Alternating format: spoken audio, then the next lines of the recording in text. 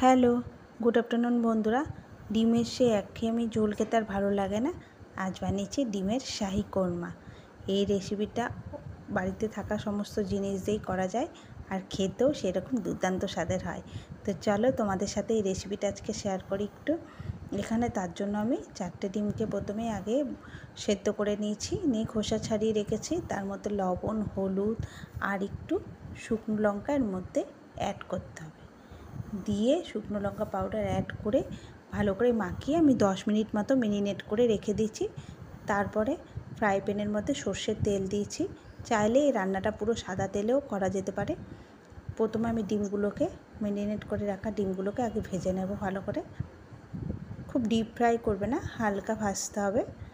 করে আমি যখন আমার ডিমগুলো ভাজা হয়ে গেছে তখন আমি ডিমগুলো এক এক করে সব বাটিতে তুলে নিয়ে নিয়েছি। তারপরে ওই ফ্রাই প্যানে আর একটু তেল দিয়েছি, সর্ষের তেল অ্যাড করেছি। করে আমি এখানে গরম মশলা দিচ্ছি। গরম মশলার মধ্যে 2টো দারচিনি, 2টো এলাচ আর 2টো লবঙ্গ দিচ্ছি, বেশি না। আগে গরম মশলাটা ভালো মতো ভেজে নেব। যখন সুন্দর একটা গন্ধ বেরোবে তখন আমি এখানে একটা বড় সাইজের পেঁয়াজকে কেটে রেখেছি, সেই পেঁয়াজটা দিয়ে ভালো করে পেঁয়াজটা ভাজতে থাকবো। তারপরে এর মধ্যে এক এক করে আমি 8 পিস রসুনের কোয়া নিয়েছি, সামান্য একটু আদা দিয়েছি, ছোটো করে কেটে নিয়েছি। সব এবার একসাথে ভালো মতো একটু ভেজে নেব, হালকা ফ্রাই করে নেব। তারপরে এর মধ্যে আমি টমেটো দিয়েছি, 2টো ছোটো সাইজের টমেটো দিয়েছি, হাফ কেটে আমি 4 ভাগ করে টমেটোটা দিয়ে দিয়েছি। দিয়ে সব একসাথে ভালো মতো ফ্রাই করে নেব। আর সব শেষে আমি যেটা দিচ্ছি, সব পেঁয়াজটা সরিয়ে মাঝখানে আমি মৌরি দিয়েছি 1 চামচ মতো। মৌরিটাও আমি এখানে হালকাভাবে ফ্রাই করে নেব। সব একসাথে ভালো মতো ফ্রাই করে নেব।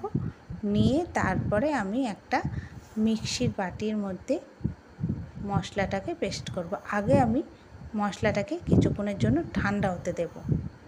ঠান্ডা না হলে মিক্সির বাটি থেকে এগুলো বেরিয়ে যায়, ছিটিয়ে পড়ে তখন গায়ে।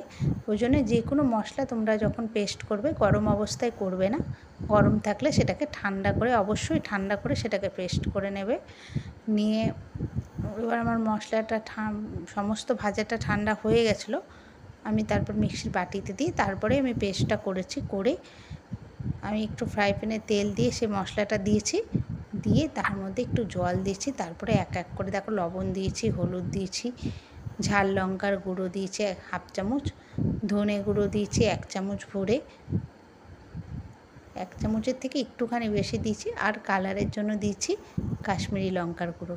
নিয়ে সব একসাথে মশলার সাথে মিশিয়ে নিয়েছি। বাকি মশলাগুলো নিয়ে খুব ভালোভাবে ভাজতে থাকবো মশলাটা।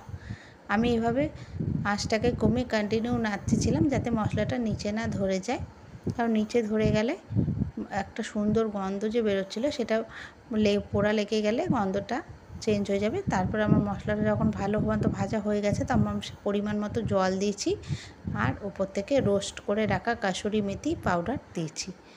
দিয়ে অসাধারণ স্বাদের এই রেসিপিটি তোমরা একবার বানিও, আর বানিয়ে কিন্তু আমাকে অবশ্যই জানিও কমেন্ট করে তোমাদের কেমন লেগেছে। তো আজ তবে আসি, টাটা।